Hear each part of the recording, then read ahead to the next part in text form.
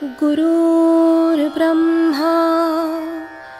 गुरुर्विष्णू गुरुर्देवो महेश्वरः गुरु साक्षात् परब्रह्म तस्मै श्री गुरवे नमः।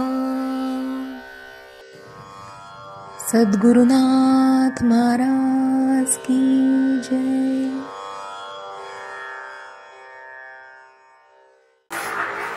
18 अध्यायातल्या 9 अध्यायांची अवतरणिका करून ज्ञानेश्वरांनी त्यांच्या मनातल्या सर्व गोष्टी सांगितल्या.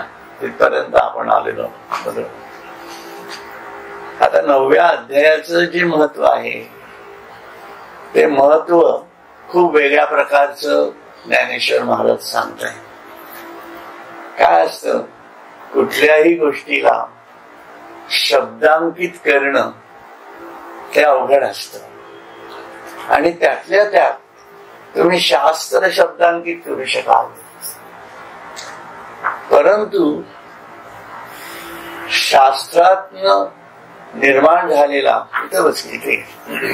निर्माण झालेला जो पुढचा माणसाच्या मनामध्ये निर्माण होणारा जो भावार्थ आहे तो भावार्थ शब्दबद्ध करणं खूप अवघड आहे. आपण जे आता ऐकलं, गुरु आला तो बदलून गेला भाव, हा शब्दात कितीही मांडलं तरी तो कुठेतरी अपूर्णच पडतं, आहे की नाही. कुठल्याही याच्यामध्ये आपण जेव्हा एखाद्या भावाचा शब्दांकन करण्याचा विचार करतो, विशेष करून आपण जेव्हा पाहतो की एखादी घरामध्ये लग्न असतं तेव्हा ती मुलगी तिच्या सासरी जाते, बरोबर आहे. तो जो शेवटचा क्षण असतो तो तुम्ही कितीही भाव व्यक्त करा तरी तो कुठेतरी अपूर्णच पडतो. त्यामुळे भावाला शब्दात आणणं तेही माणसाच्या, हे अवघड आहे. तुम्ही मला सांगा, श्रीकृष्णाच्या भावाला शब्दात ग्रथित करायचं हे एवढं अवघड गणित आहे. म्हणून 9वा अध्याय जो आहे हा कृष्णाने भक्ती योगाची परिसीमा सांगितलेली आहे की मी जर तुला प्राप्त व्हायचा किंवा तू आणि मी जर एक होऊ इच्छित असू तर तो भाव कशा प्रकारचा असला पाहिजे ते सर्व 9व्या अध्यायात सांगितलेलं आहे. म्हणून 9व्या अध्यायाचं खूप महत्व आहे. हे ऐसे अध्याय गीतेचे परी अनिर्वाच्यपण नवमाचे तो अनुवादलो हे तुमचे सामर्थ्य प्रभू.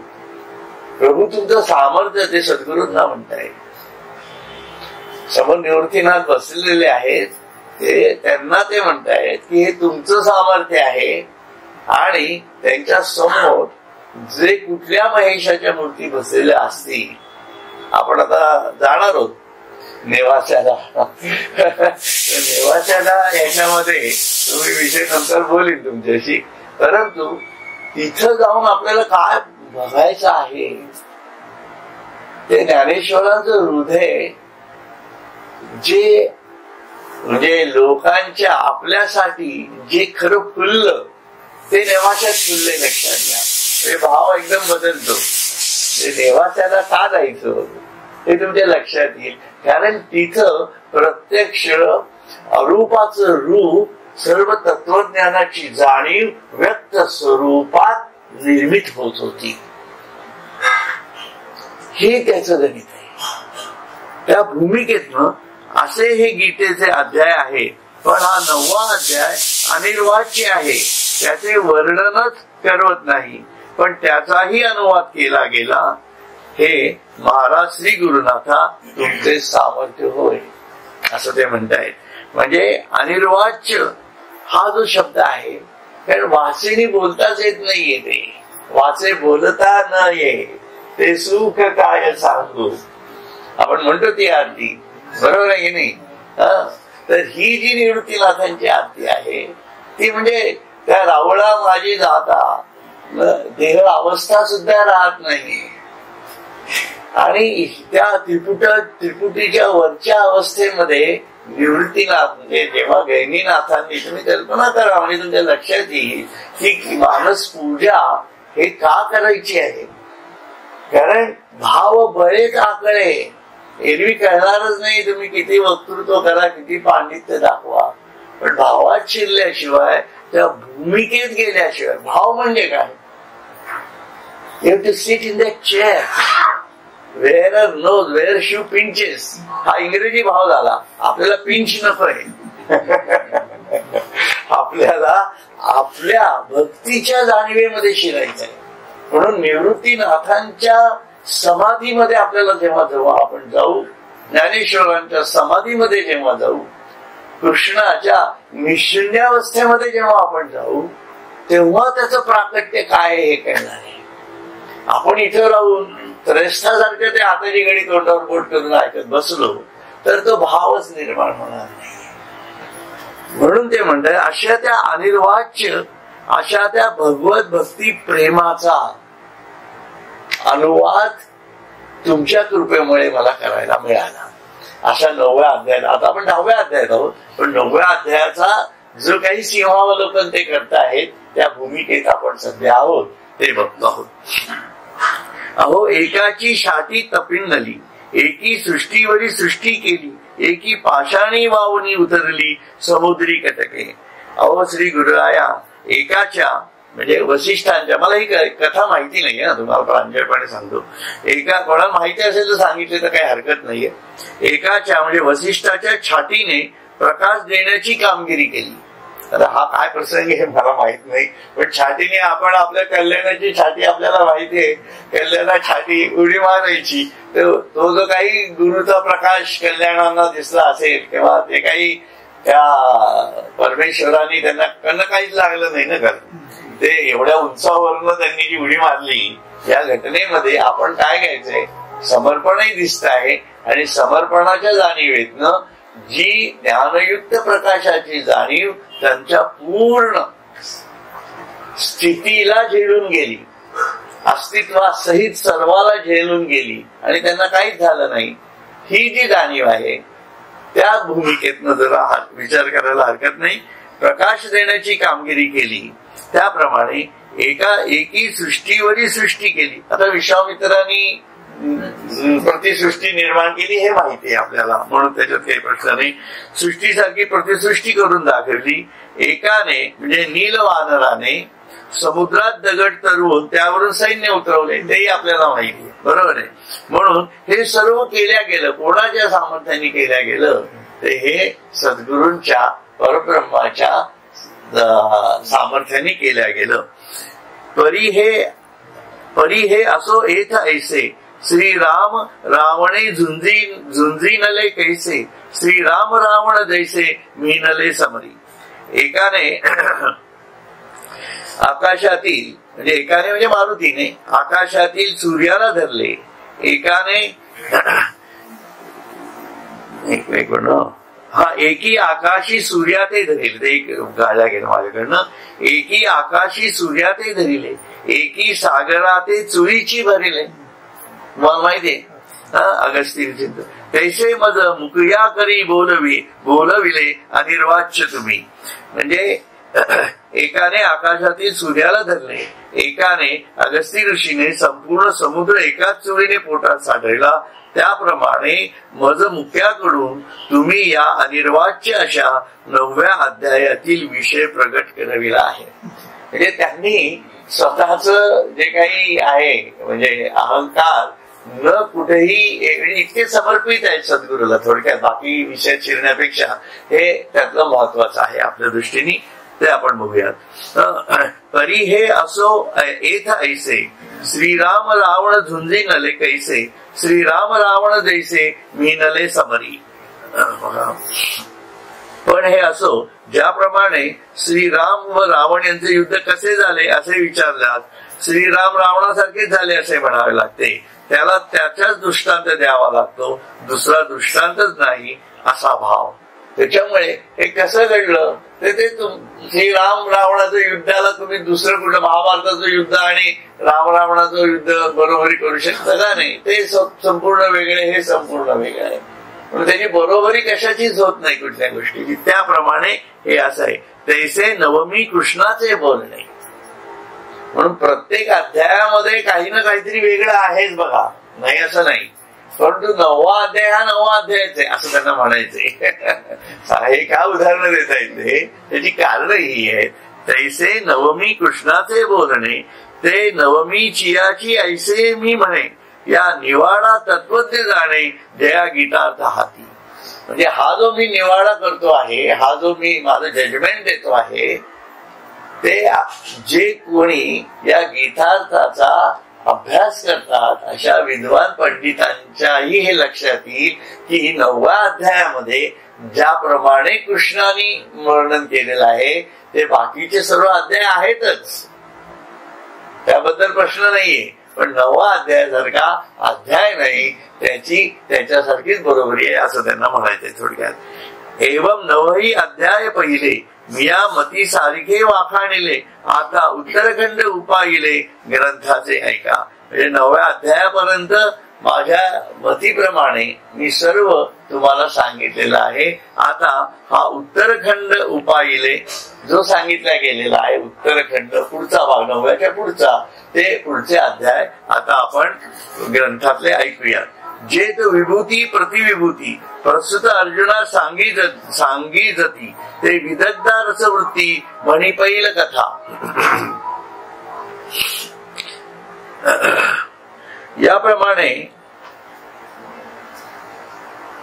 याप्रमाणे पहिल्या 9 अध्यायाचे यथामती व्याख्यान मी केले आहे.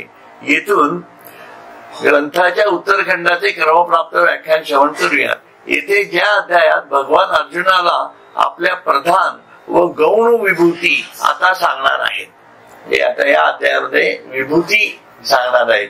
विभूतीचा अर्थही आपल्याला त्याच्यातनं कळणार आहे आणि बरोबर आहे ना. तर विभूतीचाही अर्थ कळणार आहे आपल्याला आणि विभूती नेमकं काय स्वरूप आहे हेही त्याच्यातून आपल्याला कळेल. ती कथा अत्यंत रसभरी शब्दांनी मी तुम्हाला निरूपण करणार आहे. देशीये चेनी नागरपणे शांत शृंगाराते झिणे, तरी ओविया होती लेणे साहित्यासी. बघा आता देशीयेची नागरपणे म्हणजे ज्या देशी मराठी भाषेत मी ती कथा निरूपण करणार आहे बरं का. त्या मराठी भाषेच्या सौंदर्यामुळे त्यात प्रतिपादलेला शांतरस शृंगार रसाला देखील फिका पाडील. तेव्हा माझ्या ओव्या साहित्यालाही अलंकाराप्रमाणे सुशोभित करतील. खूप सुंदर वर्णन आहे. शांत शृंगाराते जिने, तरी ओविया होती लेणे साहित्याची.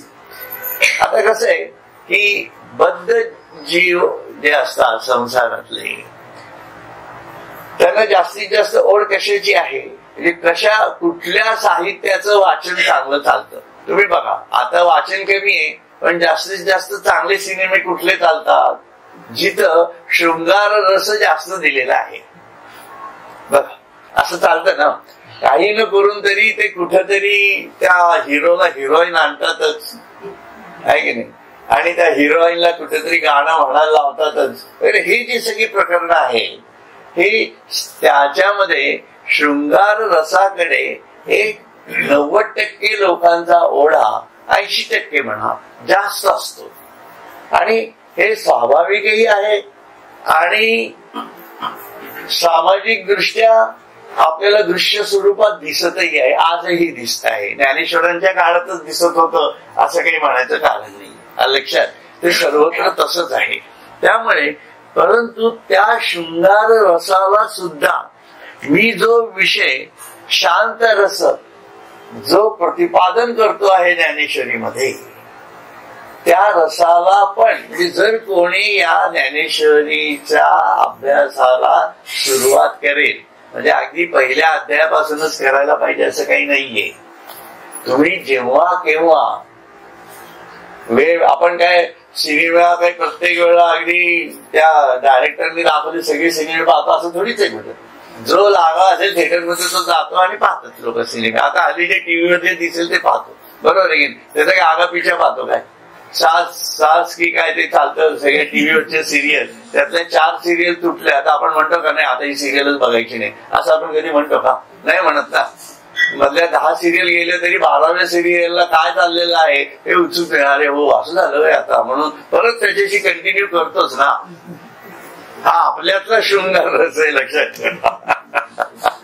परंतु तत्वज्ञानाच्या भूमिकेतनं जे कोणी ज्या ठिकाणी जसे असाल तसं, अध्यात्माचं खूप मोठं चांगलं गणित हे आहे. तुम्ही जसे आहात तसं, पण तुम्हाला त्या भूमिकेतनं शिरता यायला पाहिजे. शिरणं महत्वाचं आहे. जोपर्यंत आपण त्यात शिरत नाही तोपर्यंत त्याच्यात रस काय आहे हेच कळत नाही ना, बरोबर आहे ना. त्यामुळे याच्यातली रस जो आहे हा शांती रस आहे.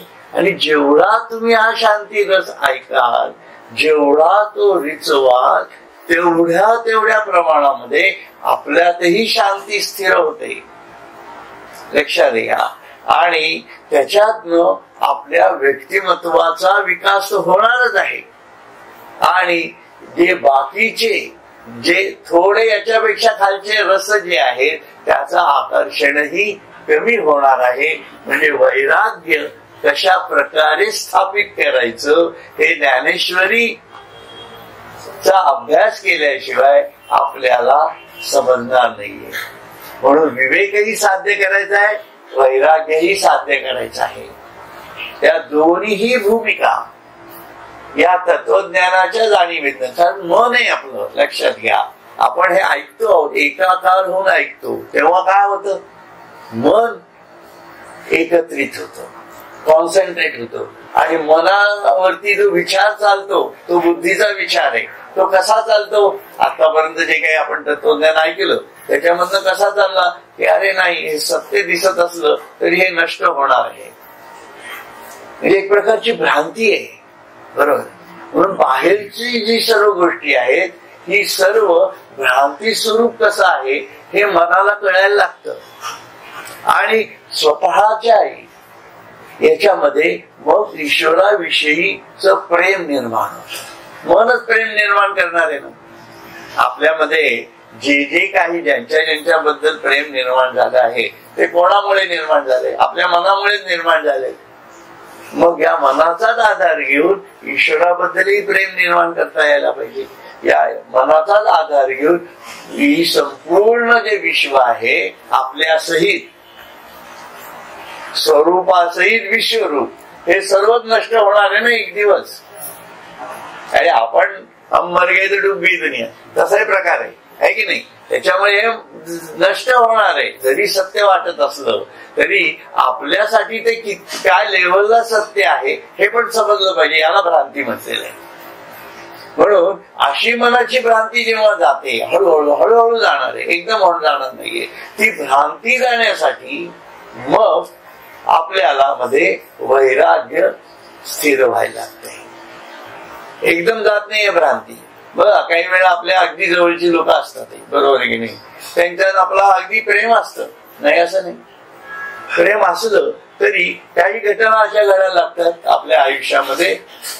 ती परिस्थिती, ती प्रकृती दाखवत असते, आपल्यालाही दाखवत असते, दुसऱ्यालाही दाखवत असते. सगळेच एका माळेतले मणी आहेत, लक्षात ठेवा. असं काही नाहीये की ते वेगळे आणि मी वेगळे, असं काही नाही. सगळेच एकाच माळेतले मणी आहेत. We are sailing in the same boat, असं काही नाहीये त्याच्यामध्ये. त्यामुळे आपले जे अनुभव येतो तर काही लोकांबद्दल मग आपल्याला मनामध्ये नकोच वाटतं. म्हणजे काय झालं, ज्यांच्याबद्दल प्रेम वाटत होतं त्यांच्याबद्दल विरक्ती आलीच ना. आलं का लक्षात? ही विरक्ती आहे. आणि ही विरक्ती येऊ शकते, हा आपला अनुभव आहे. मग अनुभवात ज्ञान आहे की नाही असं म्हणतोय मी.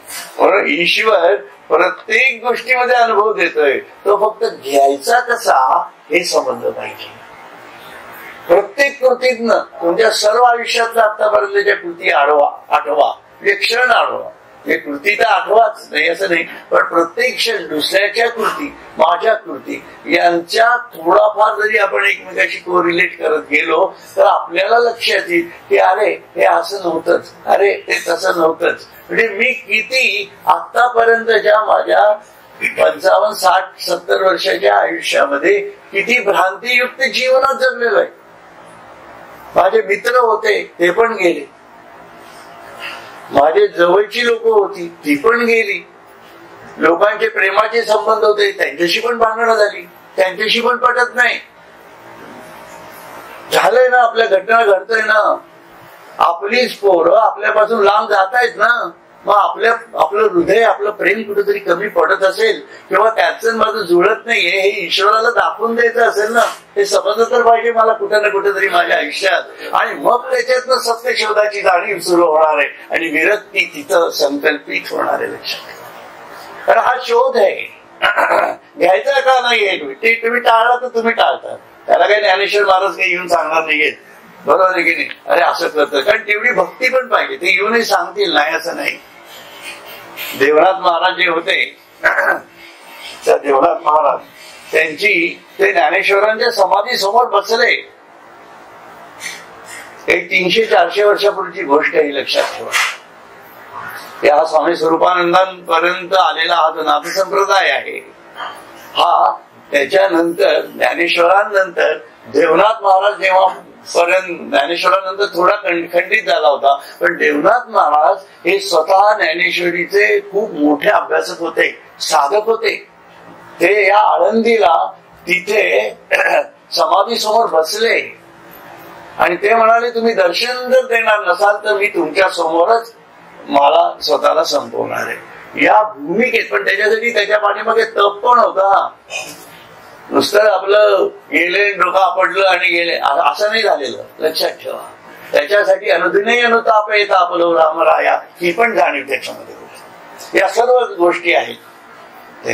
आणि या भूमिकेतनं जेव्हा ते तिथं आमरण उपोषण म्हणा किंवा काही नाव द्या त्याला तिथं बसले, तेव्हा प्रत्यक्ष ज्ञानेश्वर महाराज समाधीतनं बाहेर आले आणि त्यांना अनुग्रहित केलेलं आहे आणि त्यांना पुढचा संप्रदाय चालवण्याची गुरुत्व त्यांच्याकडे त्यांनी हे केलेलं आहे, दिलेलं आहे.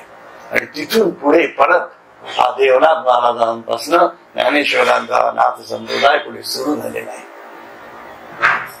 म्हणजे ही कशा प्रकारच्या जाणीवा चालल्या बघा.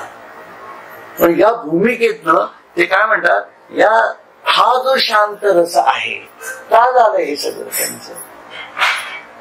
म्हणजे प्रत्येक माणसामध्ये ज्या सर्व विविध प्रकारच्या वृत्ती असणार आहेत, नाही असं नाही. शृंगार आदी, म्हणून आदी शब्द वापरलाय त्यांनी. फक्त शृंगारच असं आहे असं नाही म्हणायचंय. शृंगार आणि इतरत्र बाकीच्याही, अगदी कलासक्ती सुद्धा असते. कलेमध्ये सुद्धा खूप तो एक रस असतो ना, त्याही रसाला शमवणारी जी जाणीव आहे ती ज्ञानेश्वरी मधनं प्राप्त होऊ शकते. लक्षात घ्या, तो शांती रस आहे. ती शांती, ओम शांती शांती शांती, असं तो मग सद्गमय. तेच चाललंय ना सगळं. 18 अध्यायापासून काय चाललेलं आहे, असं तो मग सद्गमय तमसो मा ज्योतिर्गमय मृत्युर्मा अमृतम गमय. ही ती जाणीव त्याच्या पाठीमागची आहे. शृंगार रसाला देखील फिका पाडील, तेव्हा माझ्या ओव्या साहित्यालाही अलंकाराप्रमाणे सुशोभित करतील. बघा ना, ज्ञानेश्वरी नंतर आताच्या काळात काय दिसतंय, सर्व ज्ञानेश्वरांच्याच कल्पना विविध लोक विविध तऱ्हेने त्यांच्या जाणीवांमधनं स्पष्ट करतायत. म्हणजे काय झालं, त्या साहित्याला, अगोदरच्या साहित्याला ज्ञानेश्वरीचे अलंकार सजवल्या गेले असं ते म्हणत आहे. एवढी त्याची ताकद आहे बघा.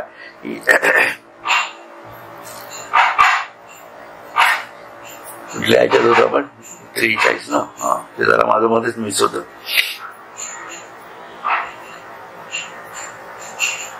शृंगार रसाला सुद्धा मूळ ग्रंथीची या संस्कृता वरी मराठी नीट पाहता अभिप्राय मानलिया चित्ता कवड भूमी हे न चोजवे.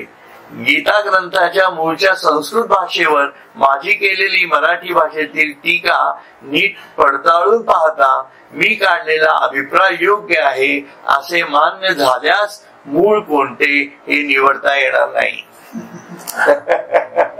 म्हणून मूळ सापडू शकणार नाही. म्हणजे गीता भगवद्गीता हे मूळ आहे आपण म्हणतो, बरोबर आहे की नाही. परंतु ज्ञानेश्वरीचा अभ्यास जर माणसं करा, आजपर्यंतची परंपरा बघा, सर्व अगदी वारकरी संप्रदायातले सुद्धा घ्या किंवा नाथ संप्रदायातले सुद्धा घ्या किंवा कुठल्याही संप्रदायातले घ्या, ज्यांनी ज्ञानेश्वरीचा अभ्यास केलेला आहे त्यांनी भगवद्गीता सोडूनच दिली. ते ज्ञानेश्वरीमध्येच लुप्त झालेले बघा, ते दिसतंय. आपल्या लक्षात हा परिणाम आहे ज्ञानेश्वरीचा असं ते म्हणतायत. म्हणून मूळ कोणते हे निवडताच येणार नाही. कारण भगवद्गीता समजून घ्यायची म्हटली तरी एवढं ज्ञानेश्वराने इतकं डोकं आपलं चालेल का, हा विचार येतो ना, नाही का. मग ज्ञानेश्वराने इतके डोकं चालत नाही तर त्यांच्या डोक्याप्रमाणे आपण चालावं असा भाग त्याच्यामधला आहे. त्याच्यामुळे बरं का मूळ ग्रंथ झालं ते. जैसे अंगाचेनी सुंदरपणे लेणिया अंगची होय लेणे तेने अलंकारिले कवण कवणे हे निर्वचेना. ज्याप्रमाणे अत्यंत सुंदर शरीरावर घातलेल्या अलंकाराला ते शरीरच लेणे होते म्हणजे शोभा आणते, मग कोणी कोणाला शोभा आणली हे सांगता येत नाही. म्हणजे भगवद्गीतेनी ज्ञानेश्वरीला शोभा आणली त्या ज्ञानेश्वरीनी भगवद्गीतेला शोभा आणली हे कळत नाही. ज्ञानेश्वरांचं म्हणजे हे साहित्य आहे ना त्यांचं, याचा सुद्धा खूप वेगळा अभ्यास आहे बघा. लक्षात लोक करतात, पीएचडी वगैरे करतात ना, मला वाटतं ते रामचंद्र देखणे वगैरे ही लोक आहेत, ही सर्व हे शब्दप्रभू आहेत लोक. तुम्ही त्यांच्या भाषणाला गेलात किंवा याला आपल्याला आवडतं त्याचं कारण काय, ते ओव्याच्या ओव्या धाड धाड धाड धाड पाठ बुखत घेत असतात त्यांच्या. हे शब्दप्रभू आहेत. परंतु बाकी काही आपल्याला म्हणायचं नाहीये. पण भावाच्या जाणीवेतनं जेव्हा आपण जातो तेव्हा संतांच्याच पायावर डोकं ठेवावं लागतं. लक्षात ठेवा, हा फरक पडतो. म्हणून शब्द पांडित्य सुद्धा थोकडं पडेल हा त्याच्यातला जाणीवेतला भाव आहे. तो जो व्यक्त करतो तो गुरु. लक्षात घ्या. म्हणून अशा प्रकारे ज्ञानेश्वरी समजून घ्यायला. कारण आपल्याला काय शब्द पांडित्य शिरायचंय का, आपल्याला शब्द पांडित्य शिरायचंच नाहीये. त्याच्यामुळे आपला तो भाग नाहीये. जाता जाता साहित्यात ज्ञानेश्वरांचं कौतुक म्हणून आपण ऐकतो ते, बरोबर आहे की नाही. ज्ञानेश्वर किती मोठे होते हे एवढंच आपल्याला त्यातलं समजणार आहे. या विविध उपमा आतापर्यंत किती उपमा घेऊन गेलेल्या आहेत, पण आपण कोणी लिहिलेलं त्यांनी दिलेल्या उपमा लिहून घेतल्या का, नाही घेतल्या ना. पण आपल्याला समजलं काय ज्ञानेश्वरीतनं, तत्वज्ञान समजलं नाही. आपल्याला त्या शब्दात शिरायचं नाहीये कुठल्याही, आपल्याला शब्दामागचा जो भाव आहे त्या भावात शिरायचं आहे. या भूमिकेतनं ते म्हणतात तैसी देशी आणि संस्कृत वाणी एका भावार्थाच्या सुखासनी शोभती आयणी चोखट आईका. त्याप्रमाणे मूळ गीता ग्रंथाची संस्कृत भाषा व माझ्या टीकेची मराठी भाषा या दोन्ही एका भावार्थ रूप पालखीत बसून कशा चातुर्याने शोभतात हे लक्ष देऊन ऐका. एकाच पालखीत बसलेले. म्हणून ते म्हटले ना संस्कृत काय देवाची आणि मराठी काय भूताची, असं काहीतरी रामदास स्वामींचं काहीतरी आहे, मला ते आता नेमकं आठवत नाही, पण ते असं आहे त्यांचं स्वरूप. म्हणून तसं नाहीये ते. शेवटी कुठलीही भाषा ही भाव व्यक्त करण्यासाठी आहे आणि मराठी भाषेची समृद्धी खरं तर मराठी भाषा शिकल्याशिवाय कळणारच नाहीये, हे तितकंच खरं आहे. म्हणून ज्यांना मराठी भाषा येत नाही ते दुर्दैवी म्हणावे लागतात. कारण का, त्यांना ज्ञानेश्वरी वाचता येत नाही, त्यांना दासबोध कळत नाही, आत्माराम कळत नाही, अमृतानुभव समजत नाही. गीता तर सोडून द्या म्हणा, संस्कृत आहे, परंतु गाथा वाचता येत नाही. आता आपण जो एकादश स्कंद वाचणार आहोत ते वाचता येत नाही. बघा ना केवढं विचित्र आहे हे गणित. की त्याचं ट्रान्सलेशन केलं तरी मूळ मराठीच्या जाणीवेतनं ते समजणं दॅट इटसेल्फ इज ए शांती रस आहे, लक्षात ठेवा, आहे की नाही. आणि एवढं उच्च तत्वज्ञान बाकी कुठल्या देशातच नाही हो. त्याच्यामुळे संस्कृत शिकून तुम्ही मोठे मोठे त्यांचे सॉक्रेटिस वगैरे वगैरे लोकांचा अभ्यास करा, ते कमी आहे असं नाही मला म्हणायचं, परंतु या लेव्हलला ते जाऊ शकत नाही ना, प्रॉब्लेम तो आहे. म्हणून मराठी का महत्वाची आहे येणं. बघा आता पुढची पिढी जी आहे येणारी, त्यांना मराठी पुस्तक वाचायला जरी दिलं तरी अगदी पारायणाला बस, आमच्याकडे सुद्धा मी उदाहरण घेतो, तरी पहिले अगदी गजानन महाराजांची पोथी जरी वाचायला घेतलं तरी आपण ज्या पद्धतीने वाचतो किंवा तो भाव तयार होतो तो होऊ शकत नाही, कारण ती लय पकडता येत नाही. ते तत्वज्ञानाची भूमिका त्याच्या पाठीमागे कशी मांडली आहे, तर शब्द प्रत्येक शब्दालाच कुठेतरी गडे गाडे म्हणजे खड्ड्यात जाते की नाही गाडी, तर स्पीडच पकडत नाही त्याच्यामुळे हा प्रॉब्लेम आहे. आणि हा जिनियल प्रॉब्लेम आहे, हा समाजात तयार झालेला प्रॉब्लेम, आपल्याला त्याच्यावर चर्चा करायची नाहीये. परंतु मराठी भाषेचं महत्व एवढं आहे, म्हणून आपल्याला येतंय ना, लक्षात घ्या, आपल्याला येते ना मराठी चांगली, मग का आपण अभ्यास करायचा नाही. आणि मग नुसतंच बाकीच्यांना दोष देण्यात काय अर्थ आहे. मग आपण पण अभ्यास करावा त्याचा, आणि नुसता अभ्यास नाही, नुसतं श्रवण नाही, मनन आणि चिंतनात शिरलं पाहिजे. ही त्याची पुढची भूमिका आहे, ते पण त्यातलं महत्वाचं आहे.